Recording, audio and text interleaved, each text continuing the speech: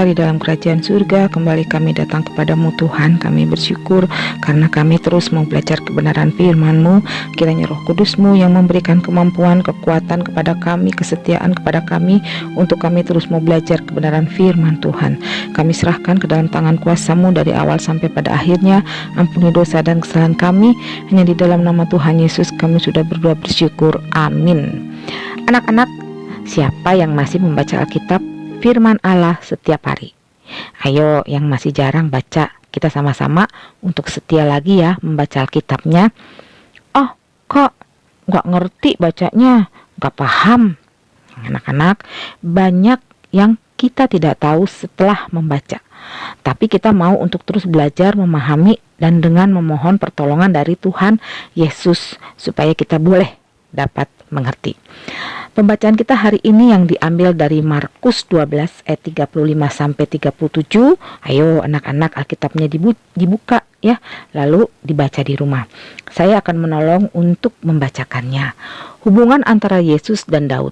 Pada suatu kali ketika Yesus mengajar di Bait Allah, ia berkata, bagaimana ahli-ahli Taurat dapat mengatakan bahwa Mesias adalah anak Daud?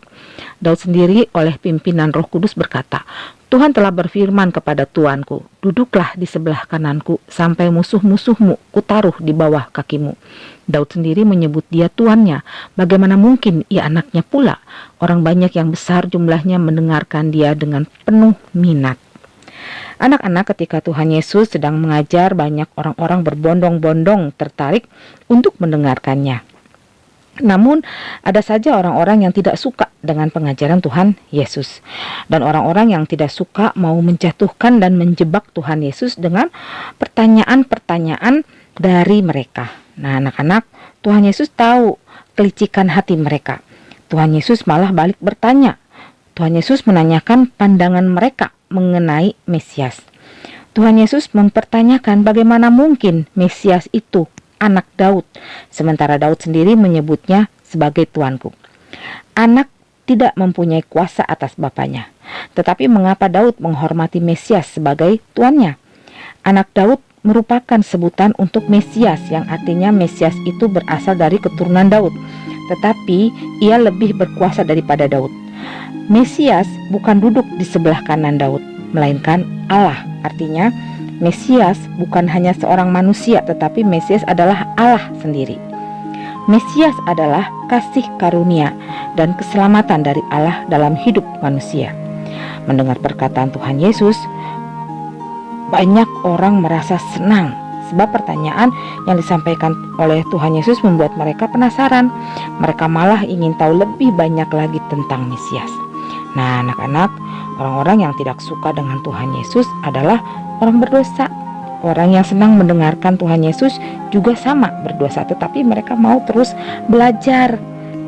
Kamu, saya juga orang berdosa.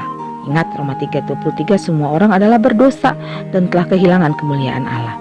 Namun karena kasih-Nya Tuhan Yesus kepada kamu, saya, dan orang-orang di dunia ini, Tuhan Yesus mau menggantikan hukuman dosa itu. Dia rela menjadi sama dengan manusia.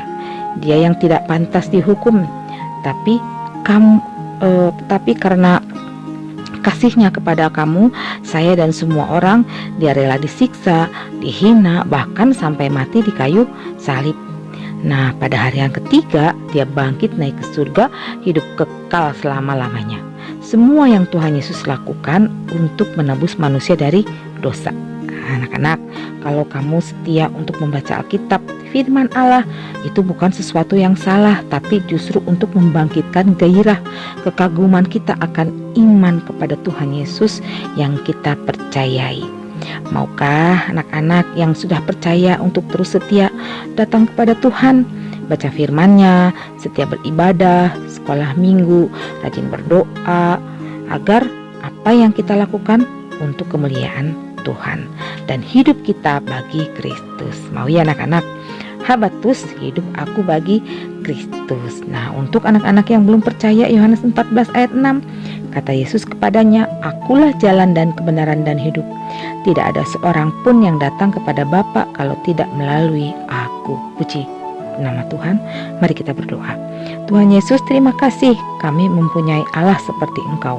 Engkau Allah yang begitu mengasihi kami.